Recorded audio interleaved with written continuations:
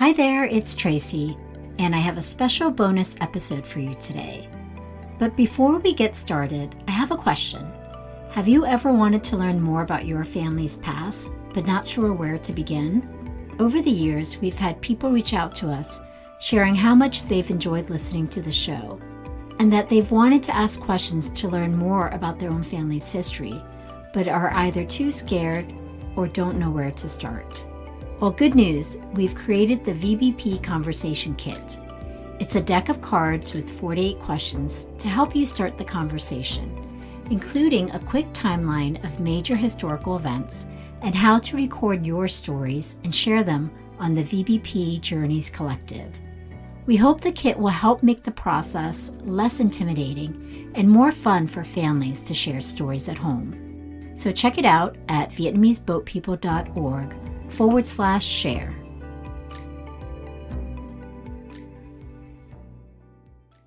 A few weeks ago, I hosted an intimate discussion with 3 Vietnamese-Americans who have or are about to publish their first memoir. They are not writers by trade. However, they became writers as a result of finding an outlet to deal with the emotions that have been buried deep inside and the family secrets that they have had to keep. And in that process of writing all their thoughts down as a way to heal, their words turned into stories and now published books. Take a listen. Tonight's event is about family histories and emotional truths and the journey in writing memoirs or just writing in general for your own personal experience. I am so honored to have with us this evening 3 Vietnamese-American writers who turned to writing as a way to confront and reconcile with their history and their upbringing. Tonight's conversation, I do want to give shout outs to our supporters in making this event and our programs possible. They are the New Jersey Council for the Humanities and Quillhawk Publishing, which is a Vietnamese women-owned indie publishing house. We would thank them both for supporting this evening's event. I also want to thank everyone who donated to this evening's event. We have automatically entered you into a raffle that we will host at the end of the evening. And also for those who purchased the Vietnamese Boat People Conversation Kit. It's a dear project of mine that started out digital 2 years ago, and we finally were able to create physical kits to distribute. If you haven't received your kit yet, we will be emailing you again this week for your mailing address, so those will go out to you. So without further ado, let's start the show. We do have a jam-packed evening with lots of discussions, topics, and conversation that we want to get through. What I'd like to do is quickly introduce each of our guests and then ask them to share a little bit more about themselves and their books. So first, we have Alison Hong Nguyen Lihalakha, and she is the author of the recently published memoir, Salted Plums. Alison was born in Vietnam and grew up in Florida and Kansas before heading to the West Coast and settling in Hawaii. She was the first in her family to complete a university education, graduating from the University of Kansas. Her career has included legal advocacy, contract management, and real estate sales. Alison has spent the past 10 years living abroad with her husband and children in Saudi Arabia and most recently, South Korea. And actually, I think she's dialing in from South Korea this morning. Salted Plums is her first publication. So welcome, Alison. I'm going to put you off mute. Could you share a little bit about yourself? Hi, everyone. I am Alison Hong Nguyen Lihalakha, and as Tracy said, I am the author of Salted Plums, a memoir of culture and identity. It's an exploration of my experiences and the relationships that I've had over the course of my life that have impacted how I view myself and how I have interacted with others. And it's really a coming of age memoir where I explore all the different ways that I felt uncomfortable being who I am and eventually coming to terms with my culture, my heritage, and learning to embrace being Vietnamese. Thank you, Tracy, for having me here. Thank you, Allison. And I love the book so far. I'm on the last chapter, so I'm not going to spoil it for others, but it's definitely been a wonderful read for me so far. Our next guest is Len Tran, and congratulations to Len, who is the author of the book Split Up by Sea. And Len's book, ebook just published today, and I believe the physical book is coming out in the next few weeks. Len was a boat person. He is the oldest of 7 kids and left Vietnam with his father and arrived in New York City in 1982. After having been at sea for 21 days and then 7 months at both refugee camps in Hong Kong and the Philippines. He is currently a manager at the Patent and Trademark Office for the last 17 years in the Chemical Engineering Division. Len is also the founder of Kinetic Mind, where he works with individuals to destroy distractions and increase productivity. Split Up by the Sea is his first book. Welcome, Len. Thank you very much for the introduction, Tracy. Hi, everyone. My name is Len Tran. My Vietnamese name is Len Tran. So the last time when I asked someone to put a non-Vietnamese to pronounce my name Tran, I figured, let's just go with Tran. It's comfortable with everyone. When I wrote Split Up by the Sea, my intention was to write a motivational book. And as I got to the further chapters, around chapter 3, I realized that a lot of the scenes that I wrote were scenes that I've learned during the journey coming to America with my dad and 23 other people in that boat with that 21 days.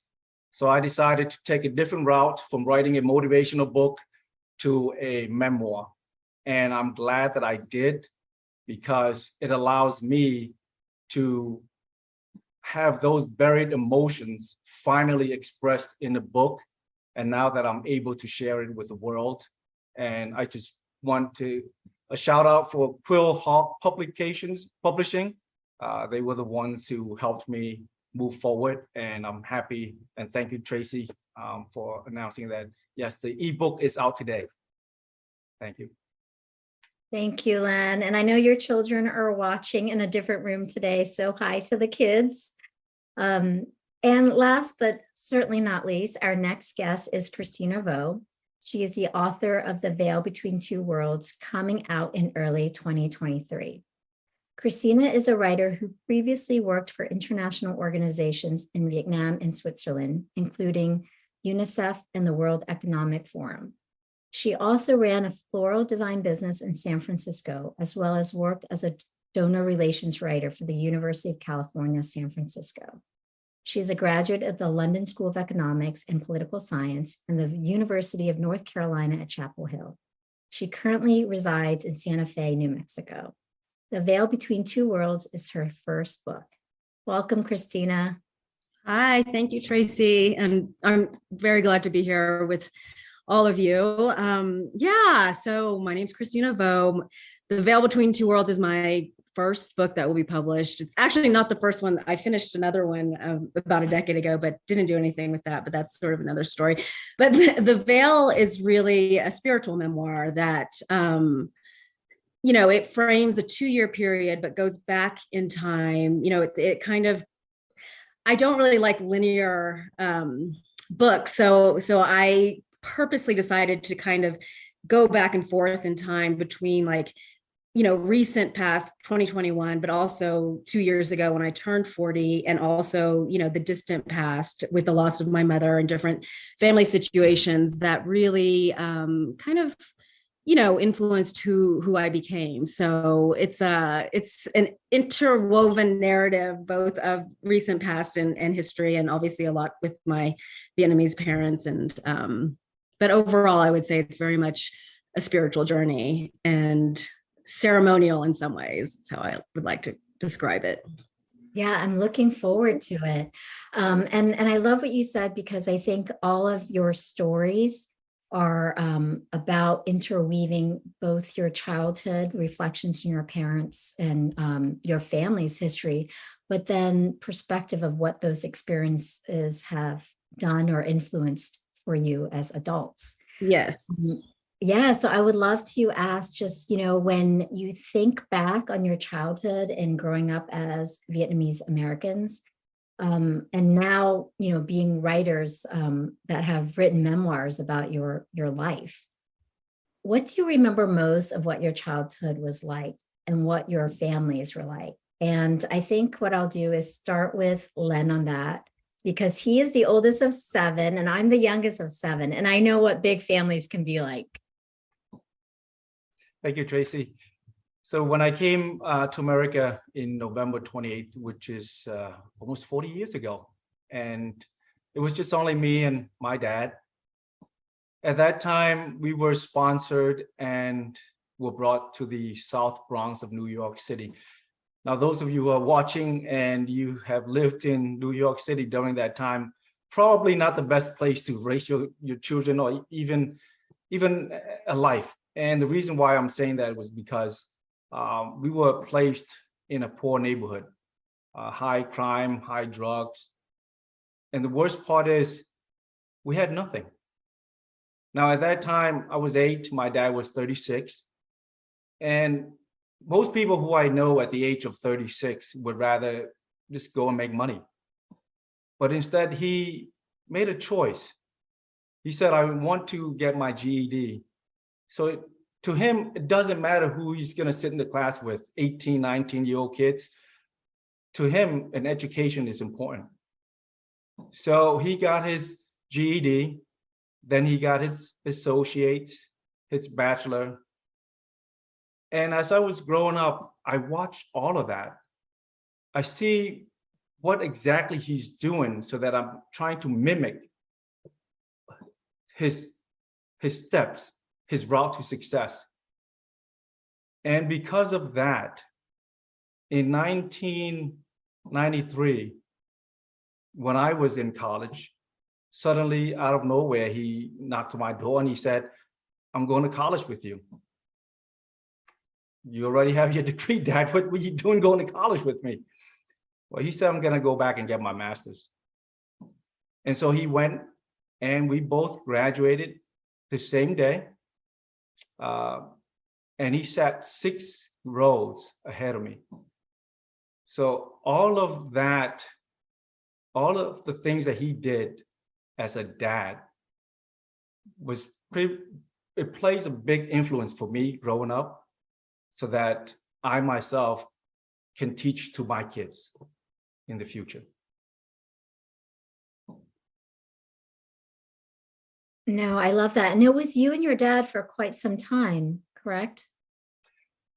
Just the two of you. Yes. So when we came to America in 1982, it was just only me and my dad. In 1990, almost close to 1990, my mom and 6 of my siblings came to America. They also took the boat journey just like us. The only differences was when they got to Hong Kong, my mom wrote a letter and my dad sponsored them directly coming to America. So they didn't have to go through the Philippines, which you have to stay there for 6 months, learn the English before they bring you here.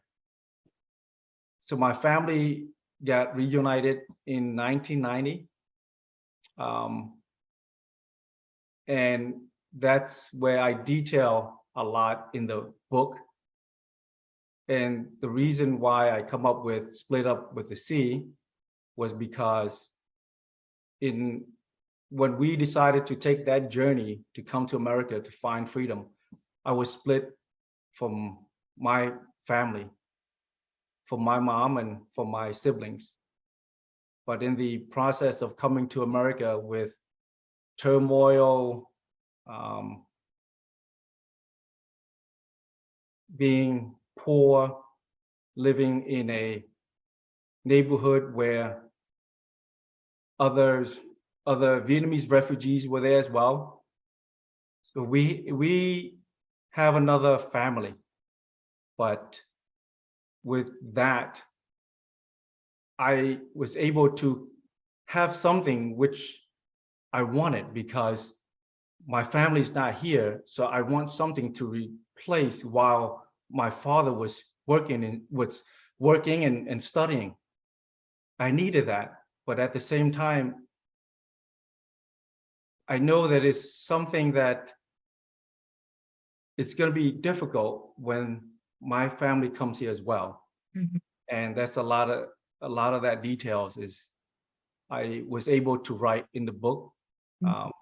And I'm glad to express that kind of emotions, my hidden feelings in the book. Yeah, and it's great to hear sort of your dad being that role model for you, being in this new country and just showing you sort of the motivation behind building a new life. I know, when I read Alison, your book, your childhood was actually, there were complexities behind your relationship with your parents. And I know your father passed away when you were very young. So can you share a little bit about your own upbringing? Yes. I came over to the US with both of my parents and my maternal grandmother. And I also had an older sister and an older brother. And my younger sister was born just a couple of weeks before we left Vietnam. So unlike Len, I had more of my family almost all of my family, when we left Vietnam. My childhood, it consisted of a lot of poverty, just like Len's story, but where his father persevered through education, I watched my mother struggle for many years, especially after my dad passed away. And she worked really hard to raise 7 of us kids. There are also 7 kids in my family, and I'm the third oldest. And I watched her struggle with working her fingers to the bone. She cleaned houses. She cooked food that she delivered to the different Asian supermarkets in town. And I thought to myself, I can see how hard she's working, and I don't want that life for myself. So she was a role model, but in a different way. I looked at her and I said, these are the things I don't want when I'm an adult. I don't want a bunch of kids that I can barely support. And at the same time, I don't want to be working so hard that there's not much joy in my life. And I watched my mom struggle for my entire childhood and into my early adulthood.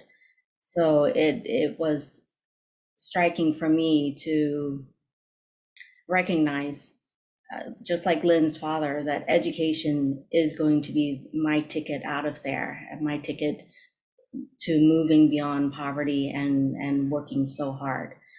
So those are the memories that I have of my childhood and of my family. It was very noisy, very chaotic, but I did watch how my mom struggled, and that gave me the determination to move beyond that. Yeah, and I think, Christina, you have a much smaller family, correct? Yes. It's just I have an older sister who's 2 years older than me. And then, actually it's interesting just growing up. So, my dad arrived in the States in 75, and then my mom in 1976 in Connecticut. And then they had met in medical school in Vietnam. And actually in my upbringing, there was a lot of movement that I now see was a lot of sort of, there was a lot of trauma too. It was, displaced. It was unspoken. My family actually didn't, I don't know about your families, but we didn't communicate any sort of emotional truths or, there wasn't anything really shared among us. And even still with my father, I mean, we have a good relationship, but we don't actually communicate very much. We both write. And that's how I think I've known more about him, but they didn't speak Vietnamese to us. They didn't talk about Vietnam. My mom was actually born and raised in Cambodia, and, then left from Cambodia because the Vietnamese were being persecuted in Cambodia to go to Vietnam. And they had a son there who passed, right after, like in right before my mom came to the States. But all of that, they never shared any of that. So I would, I found some photos, in the basement in a box, all these photos of a place that looked tropical. I mean, I thought it was Vietnam because I'd heard Vietnam, but I didn't know that it was actually Cambodia for my mom. And then when she passed away, when I was a teenager,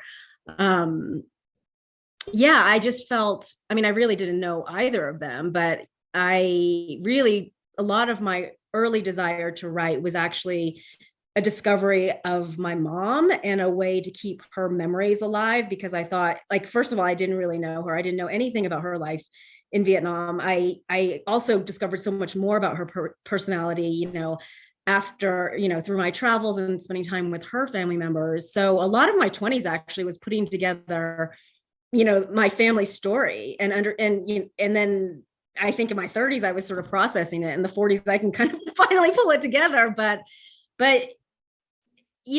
things happen as they do, and I'm in some ways I'm sort of grateful that it's been my path, that I at least came to writing and found a way to understand them, connect them, and also develop full pictures of them as humans through writing.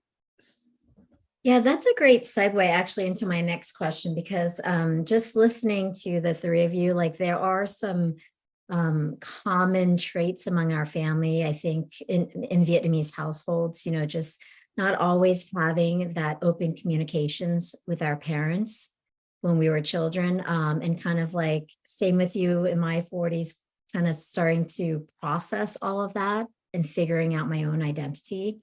But at the same time, each of your stories are quite different.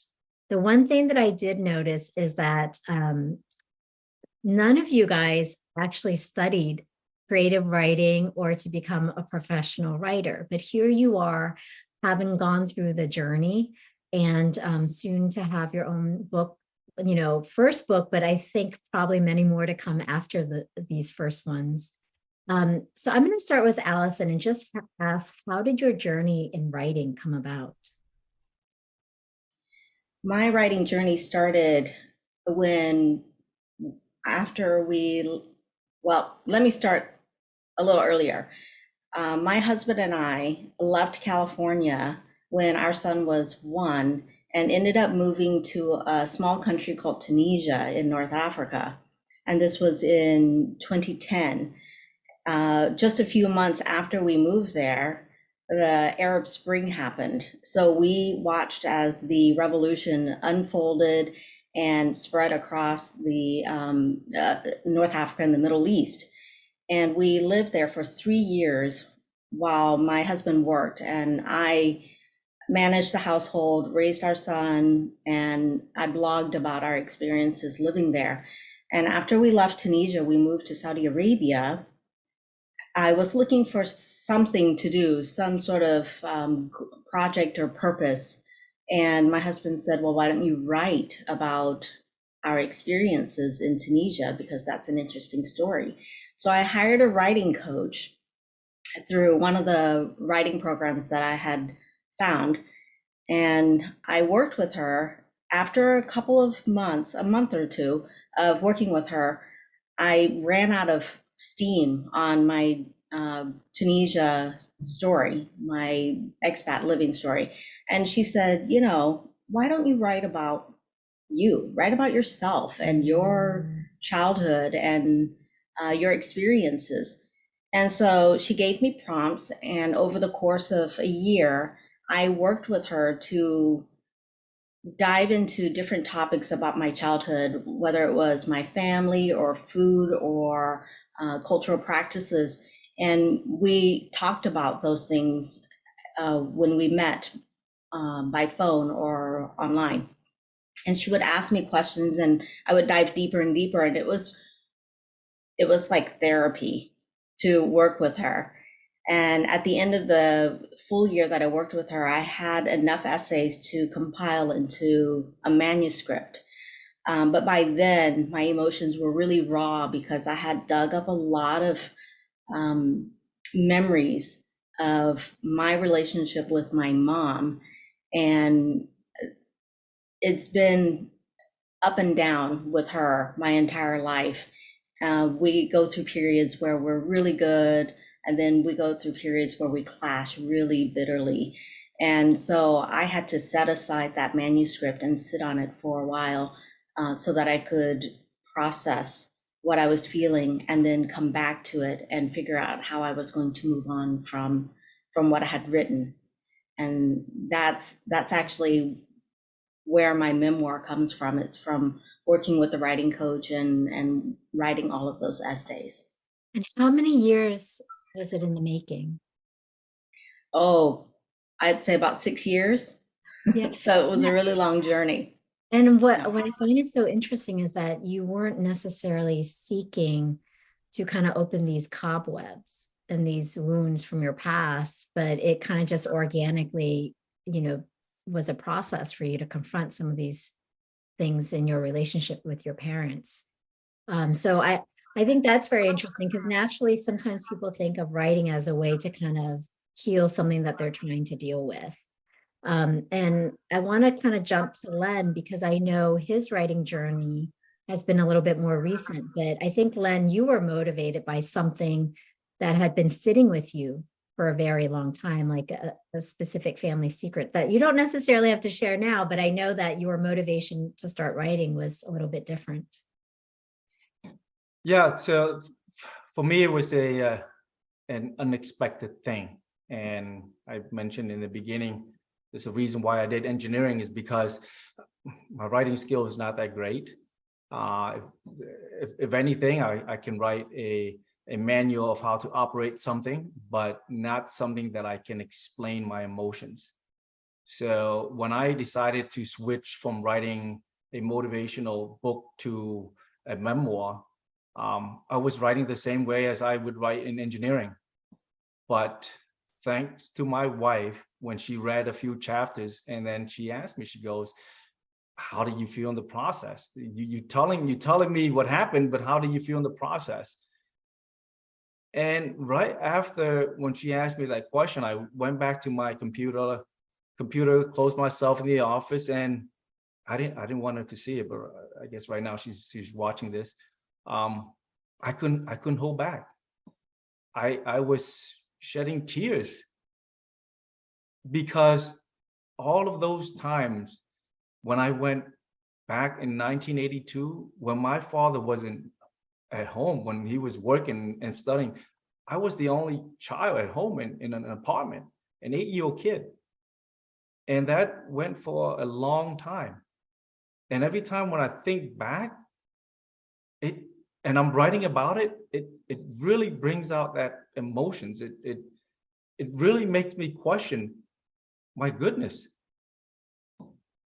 how did that happen? How come I got here without my mom, without my siblings? And for a long time, I never asked my dad that question. I never asked him that, you have 7 kids. Why you pick me? I mean, we could find freedom together, or we could die together at sea. But now that we are here in America, you still haven't given me an answer yet. So as I was writing it, I detail every emotions I felt. I brought up to the part where we were living with another family. And again, once again, I'm writing and I'm asking, why? But the more that I dive deep into these feelings, I just want to write more. And I find out that if you are writing a memoir, it's great when you cry, because that's when a lot of thoughts come up. When you don't cry, there's nothing to write. Then you go back to the, engineering mode, or just write factual stuff. But when you cry, you can write at least 2-3 chapters. So don't stop crying if you decide to write a memoir. But all the way up to my adulthood, when I wrote all the way up to my adulthood, that's when I decided, I said, you know what? There's a lot of unanswered questions. Maybe I should start asking my dad some of these. And I'm glad that I decided to take that route to write a memoir, because I was able to connect with him, to ask him some of those unanswered questions. That's why the day that I finished this book, it gives me closure. I finally got what I wanted to hear 40 years later. So the message to everyone is, if you feel that you need to have that answer, and if you feel that you need to have it in a book, so that it can bring back all the emotions, do so, because I find that it's therapeutic for me, at least. Yeah, I know, just listening to you guys is motivating me to start some sort of writing routine. I do want to just ask Christina this very same question, because I think, Christina, you had mentioned to me that you've always been writing. Writing's kind of always been a part of you. I think your father has actually published a couple of Vietnamese boat people stories as well. So I'd love to kind of hear your journey and how you began converting that personal writing to actually, things that you want to publish publicly. Yeah. Well, first I want to say, kind of, build on what Len said, because I had a writing teacher, just a one-on-one, kind of like a coach, I don't know, about 8 years ago. And he would read chapters of my work. And he said to me one day, he said, this, you're writing a good story, but it's a really sad story. And if you're not crying while you're writing, you're not writing the right story. And that was actually, in that iteration of what that was, it has come, I put that in, another project that I'm working on. But at that time, he was correct, because I wasn't crying and I was withholding a lot. And that's kind of, not the point, So I totally agree with what Len is saying. It's a part of the beautiful process of writing memoir. My journey with, I actually remember when my mom, was sick and I was 13 and she died when I was 14. I remember she used to go, she was, a very resilient woman, and she had cancer, but she would still go through the same routine of everything that she did, before she was diagnosed with cancer, in terms of, what she did for me and my sister. So every morning, even if she felt sick, she would wake up before everyone else and make a homemade meal. And then by the time we actually all woke up, she was asleep, on the sofa. So and she had this small green Vietnamese Bible that she would also read, in a rosary. And I would go, I wasn't even religious then, but I pretended. So I had a Bible that I brought down, and I would sit next to her. And I remember her telling her friends that I was such a good daughter because of that, but I really wasn't reading the Bible. I just kind of did it, because I knew she would like that. But anyway, at that moment, I knew that I should write. And I felt that, there was a voice or something that told me that I should document that, because I won't remember in the future. I won't remember the details. And I also would need it just to process the pain, because I think when you're young, that loss, that death, I mean, even, for both of you, Alison losing your dad, and Len, realizing that you were a small kid alone, that, it's a lot for us to process as younger people. I don't think we have the wherewithal to do that. And I actually didn't write, but at that time, I wish I would have more, but I didn't. And then it really kind of, actually, after my mom passed, that's when my dad started writing. So he wrote he didn't call it a memoir, but it basically was, an semi-autobiographical novel, but it was pretty much his story, that he self-published at that time. And then he continued writing about Vietnamese history mainly, and I have not read everything, but what I learned about when he was writing all that time, while also being a doctor, I started to understand that this although he doesn't speak very much, and we didn't have much of that verbal relationship, his greatest love was Vietnam, South Vietnam, Saigon. And I was like, okay, if this man loves Vietnam so much that he can write 20 books and different iterations of the history, and collaborating with his medical school friends and collecting these stories. And I'm like, this is this is the way to know him. And then for me, it just, I don't know why I don't know why, I that came to me too, but I just started processing everything through writing. And, there would be periods where I would write daily, and I also worked as a writer, but that was a different type of writing. And then I would stop when I had my floral design business. I stopped for about 4 years because my creative expression was through floral design. And then I returned to writing, and now I think I finally claimed it, still slowly claiming it, but it's something I just have to every day, even if it's like a short amount. I like to always work on longer projects because I'm more satisfied by longer projects than like sort of short pieces, but it really helps me like process the world and people around me. And I think a lot of my friends get frustrated with me because I can't often like verbally express many of the things. I feel like actually a Vietnamese man in that way. And I think it's because I grew up with my dad. It's like, I actually can't express the things that I really want to express verbally. And I recently, just a couple of days ago, wrote, something about a close friend of mine who is part of this, forthcoming memoir. And he read it and he was like, I really feel like you understand me, but you never say these things. like I can read that you really see me, but when I'm with you, I don't always feel that you see me in the way. So I don't know. It's something I'll have to reconcile with, but yeah, I mean, I love kind of listening to you describe that. And even all of you guys, it feels like the process of writing is, it's almost like a personal conversation to yourself, right? Kind of taking that time and just having a conversation, being truth, but not in a way where like, it's much harder to have a conversation out loud, right? But when you write it, the tears flow, the heart opens, the vulnerability gets put on the table. We have some questions coming in, so I do want to actually get to them because we've got two really good ones. I think I'm going to start off with Alison on this one. So Alison, in your book, I think very early on in the book, one of your chapters was titled, and I apologize if I'm not getting this exactly right, but it was titled something like "My Dad, the Drunk, the Wife Beater." And it was just so blunt, putting it out there as a chapter. And you proceeded to talk about the love and the hardworking aspect of your father and the softness to him. But there were so many things going on in life that was draining him, that you also saw sort of like the ugly that came out as well. So you share a lot of what I'm sure was so hard to put on paper and even harder to then put it out in the public. So one question that we have that Grace put in the Q&A is, how did your family and larger Vietnamese Southeast Asian community respond to your work? And I know it's only been published since August, but what's been some of the feedback that you've gotten from either your family or the community?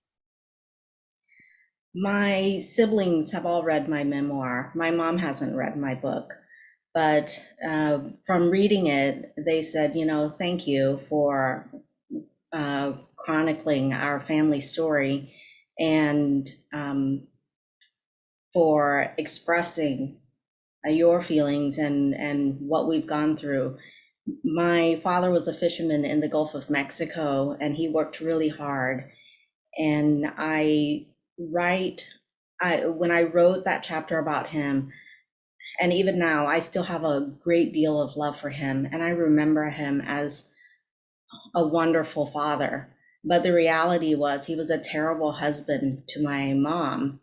And so I wanted to bring that truth out in our family dynamics, because my siblings, when we did talk about my dad or remembered him on the anniversary of his death, I think we all expressed a warmth about our memories of him. And I think in a way we were hiding or setting aside the bad things that happened when he was alive. And I remember there was a point when I was in high school where I thought, it was probably a good thing that he passed away, because otherwise I may not have finished high school. I probably would have gotten pregnant and gotten married really, really young, and my life trajectory would have been completely different. And I think that his story, there were a lot of Vietnamese fishermen in the Gulf of Mexico, and I mentioned that in the book, and a lot of my family on my dad's side they were also in the fishing industry, especially in Biloxi. It's good to express those stories, and they were happy to see that I talked about the fishing industry and how my parents' dynamics were, because the reality is a lot of families are fractured like that. But we Vietnamese people don't want to talk a lot about our past. We want to cover it up and work hard and do whatever it is we need to do to make sure that right now we're okay, and in the future especially, we're going to be okay. I'm not sure if I completely answered the question there. You did. And I know your mom is still with you, or is still around. She is still around. I saw her this summer and I spent some time with her, and we almost lost her during the winter of 2021. I guess January, February of 2021, because she got COVID and she ended up in the hospital. And at the time I was still working on getting my book published, and I thought, you know, how dreadful. I won't be able to see her. If she passes away, I'm going to be devastated, because I hadn't seen her since 2018, and it was a pretty long stretch of time that I hadn't seen her, and I felt really desperate to get back to see her. So this past summer I did go, and my sons and I and my husband, we spent time with my mom and we stayed with her. But ironically, the tumultuous relationship I have with her continues. We still had drama, we still had issues, and we still butted heads on different things, because we are, as hard-headed as we both are, we still are very set in what we think and how we want to operate. Oh, I know. I always tell people that it doesn't matter how old you are, your parents will always view you as a child. And so Yes, some of that dynamics, they don't change, right? that's right. So I have another question, and I'm actually gonna put this one over to Len. This question comes from Ashley, and she asks, what is something unexpected that you experienced during your writing journey, whether it's learning about something new about yourself or your family? Thank you, Ashley.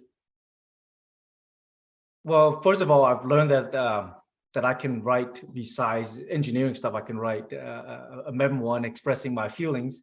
And I do discover now that I do cry a lot, which is strange. Now, growing up, you know, in a Vietnamese family, and I couldn't say any better than what Alison pointed out. As an Asian child, if they tell you to stay there and be quiet, you stay there and be quiet. Even though you have this urge to say, oh, I want to express more, you stay quiet. And that's how it was for me for a very long time. As much as I want to open up and express my feeling, asking my parents, you know, what are they thinking? So that I would know, so that I can respond better. But no, it doesn't work like that in a Vietnamese family, probably in an Asian family. And when I actually witness many times why my parents are fighting, why there's misunderstanding between the parents and then between the siblings, it was because of that. It was because we are not allowing ourselves to talk and to sit down and have, I don't know, an American dinner style where we can sit and chat. You know, a Vietnamese dinner would, yeah, you would sit together, but you're holding your bowl of rice and your chopstick, you're done, and get out and clean the dishes. You know, there's not one of those where, okay, how was school today? You better do well in school, and I don't want to hear any other stuff. And so while writing, like I mentioned earlier, it allows me to revisit all of that. And the funny thing is, when I finished my manuscript, I was asking myself, how much do I want to disclose? But then I have to be honest with myself too. If I am going to find closure, I have to disclose every single thing that has been bothering me. Otherwise, I would never gonna go past that. 10 years from now, after my memoir, I will be like, oh no, you know what? I'm still feeling the same way that I felt for so long. So I decided to disclose every single thing. The time that I split from my mom, the time that my dad has another family. And it didn't feel good when I wrote all of that, because I figured, okay, you know what? My family's gonna find out because they have to read the book. But I kept on asking myself, is this right? Is this right? And the next two words is this right for me? For me, because I am the one who's finding closure. And when I hear and see that big yes, I kept on writing. I kept on writing, and it felt good. As of today, the only people in my family who read that book was my brother-in-law and my nephew. And I'm glad that they came to me and say, wow, you know what? This really says it all, because now I can understand why there was turmoil that's happening in the family. And I appreciate that. And I appreciate that they understood from my point of view, from my perception. Both my mom and dad haven't read my book, but I will find a way for my dad to read it, because I feel that even though I cannot express my feeling to him growing up as an Asian, as a Vietnamese child, now I'm 47, almost 48. I think it's time. I'm not a little boy anymore. Yeah. From man to man, I want to open up, and I also want him to find closure himself. Yeah, I always feel that we have more to gain than to lose at this stage in our lives, right? It's like the time that our parents are still with us. It's like, let's find that closure together. We have another question for Grace, and I'm actually going to pivot this one to Christina, because she had mentioned all the Bibles she was given, but not necessarily reading. And I grew up super Catholic too, so I know how it feels. But the question is, how does a sense of faith, or if any, influence you in your life and the memoir that you're writing? It's a good question. Yeah. So I actually don't talk about this a lot, but I am a very spiritual person, but not religious. And my memoir is very much a spiritual journey. I mean, there are multiple ayahuasca ceremonies that I write about in there. There are, a handful of spiritual mentors and teachers that show up in my life that, really I later learned that just were sort of replacement figures for I guess parental figures that I didn't have. So I'm a deeply spiritual person, but my spirituality is very much, kind of how I define it for myself. For a while I followed the, Thich Nhat Hanh, and I practiced when I lived in Vietnam with a Sangha there. And so meditation has always been a part of my life, but really, and I think I wrote this the other day on an Instagram post, like, my writing has become my spiritual practice, because a lot of people, when they wake up, they want to go and, meditate. It's a great way to start the morning. But for me, like, I have to wake up and I have to write. And it's, because when you wake up, especially if you wake up earlier, which I think is a great writing time, like 5, if you can wake up around 5, like 6 is even fine, because when you come out of that sleep state and you're still sort of in, you're kind of in between worlds, and it's this connection to consciousness and kind of pure thought. For me, like, I just allow words and things to come through me at that time. In other parts of the day, I can do like editing or, different types of writing. But I don't know if I answered that question.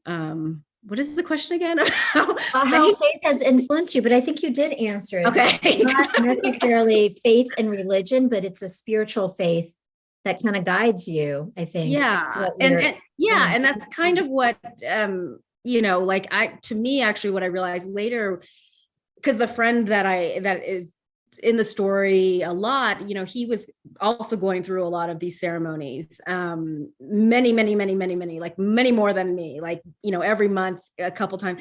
And to me, I was just like, we're giving, and there are all these spiritual communities that are popping up, and in my opinion, what I've come to realize is that they can be detrimental and some can become potentially cultish. And part of that, first memoir is really finding my own spiritual authority, like that I found through writing, that I found through a connection with the land by coming to Santa Fe, through like different, there are teachers, not necessarily spiritual ones, more about meditation and, reprogramming our minds. Like I'm interested in that neuroscience.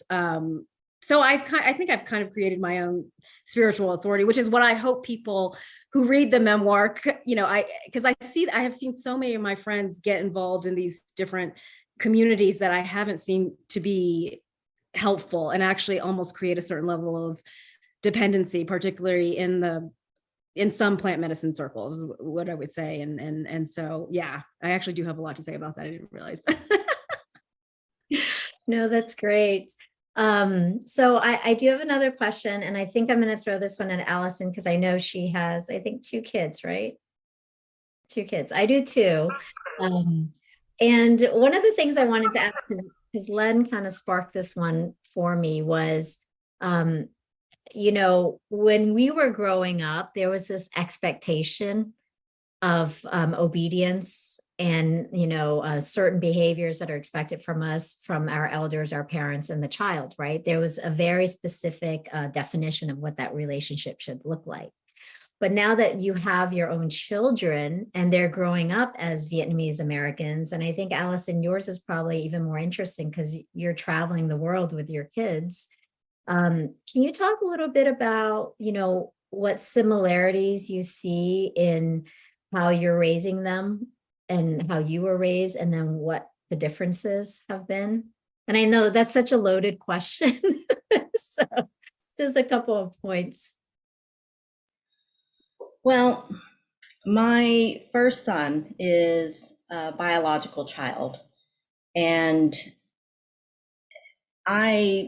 when he came along, he was a huge blessing, and we really enjoyed parenting him, my husband and I, because he's curious and dynamic, and he has a really fun sense of humor, and is really musical.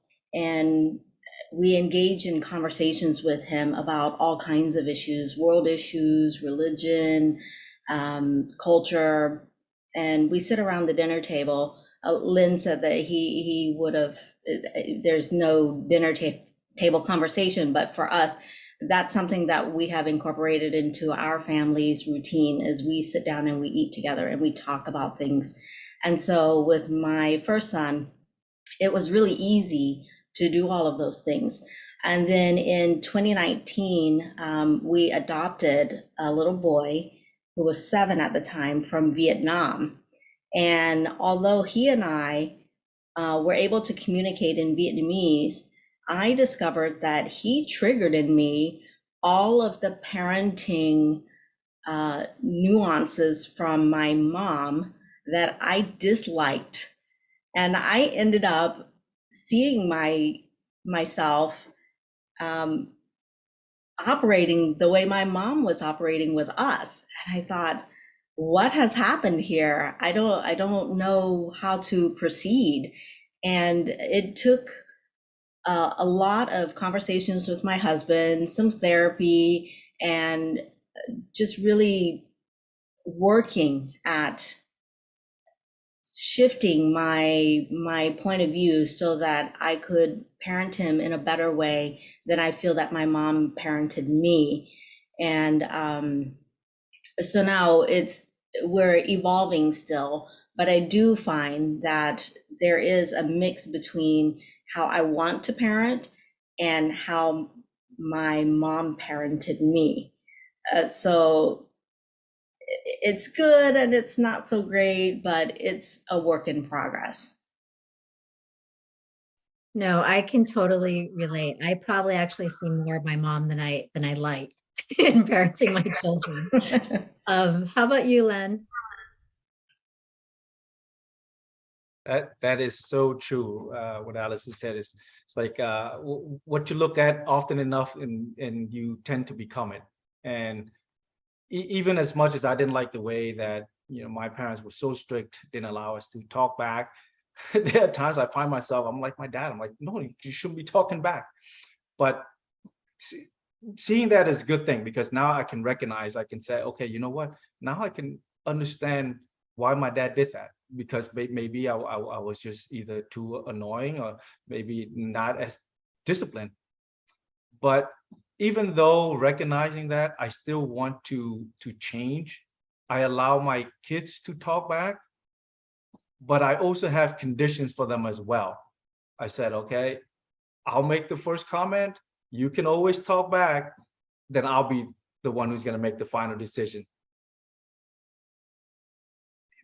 They didn't like that at first, but I think it's a good thing, because I do still cherish some of the Vietnamese discipline, because at times before, when I implement that, I find that if you are going to allow them to give their feedback, their opinion, sometimes it can escalate or can go astray. I'm from the point of view that we should discuss and we should get to the point so that we can move forward and not just to dwell on just one issue. So that's how I implement and my strategy as I'm teaching my kids.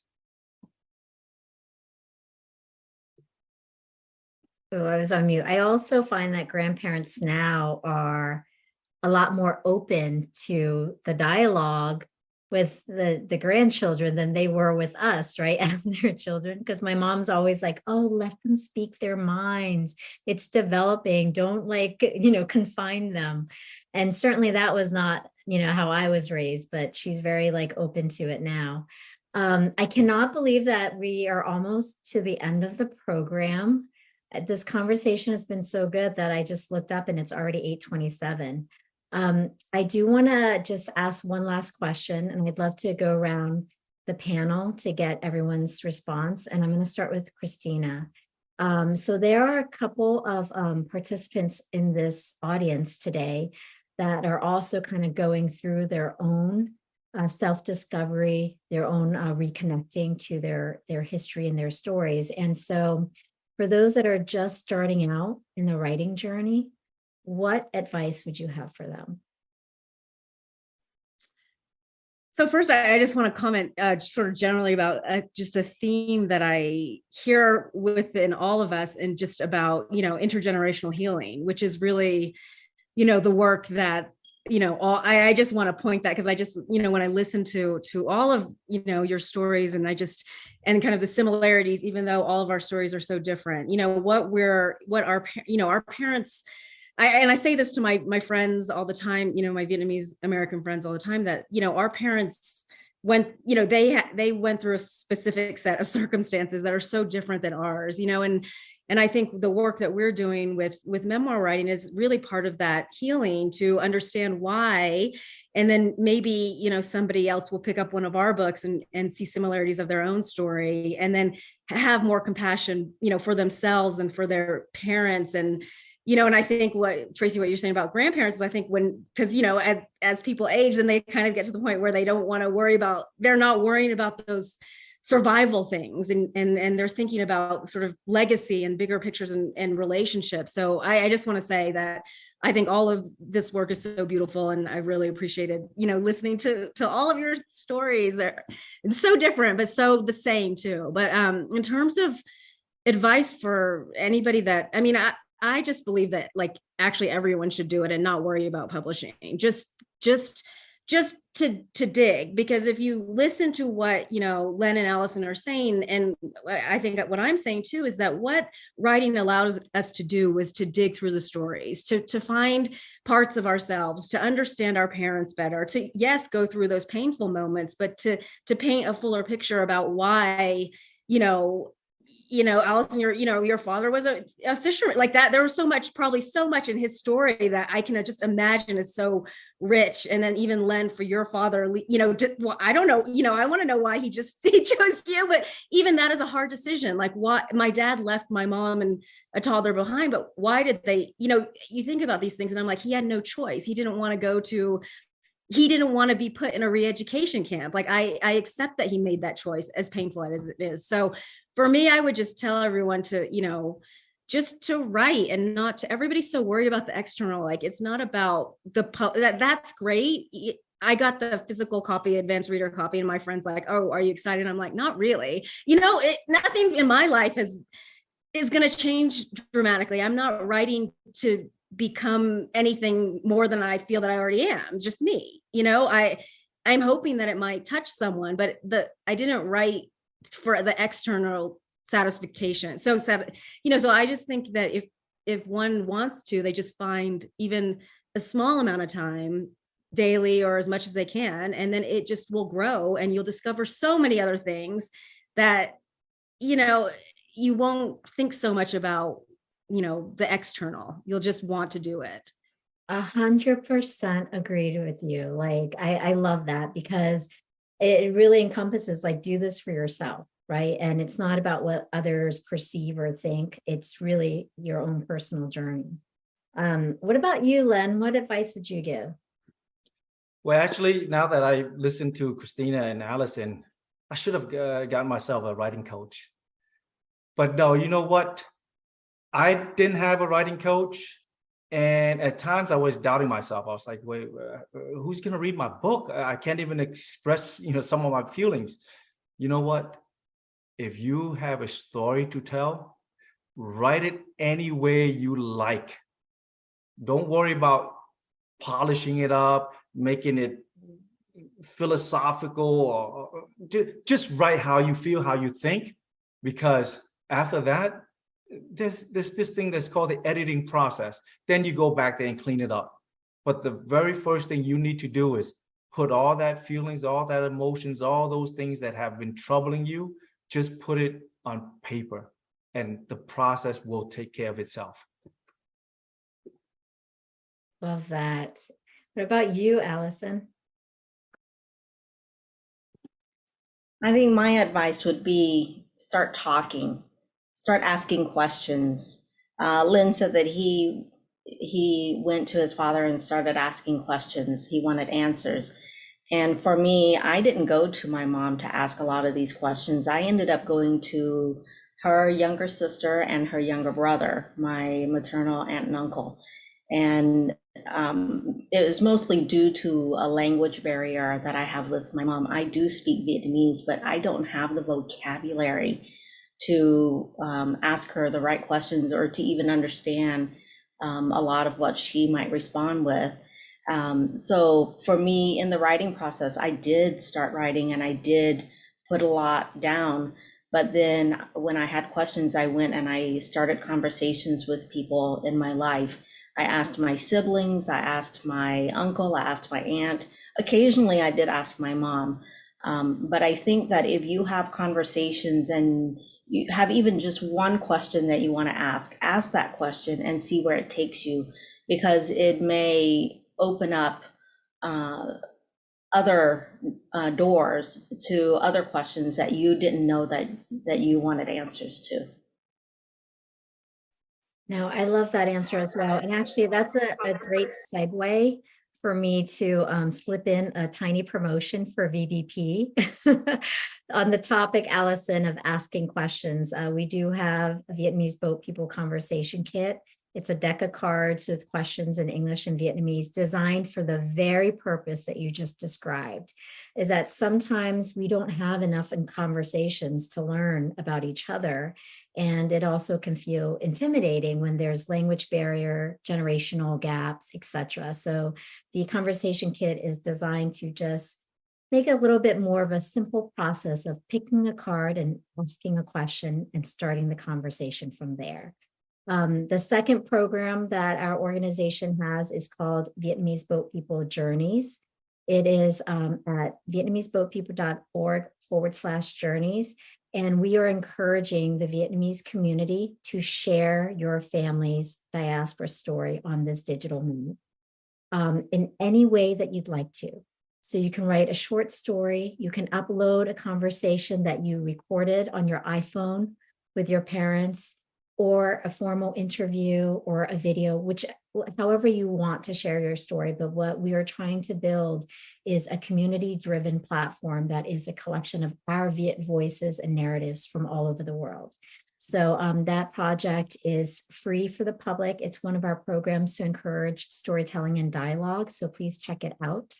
I just want to thank everybody for showing up in tonight's discussion. I want to thank our 3 guests for just being very open and honest. Thank you for taking the time. I hope this is just the beginning of other dialogues that you will be a part of when it comes to our organization and our listener base and the community that we have reached. I'm Tracy Nguyen Mang, and thank you for helping us preserve history. Don't forget to subscribe to the show on your favorite podcast app, and please take a moment to rate us and provide us feedback. And if you have a story to share, contact us at stories@vietnameseboatpeople.org.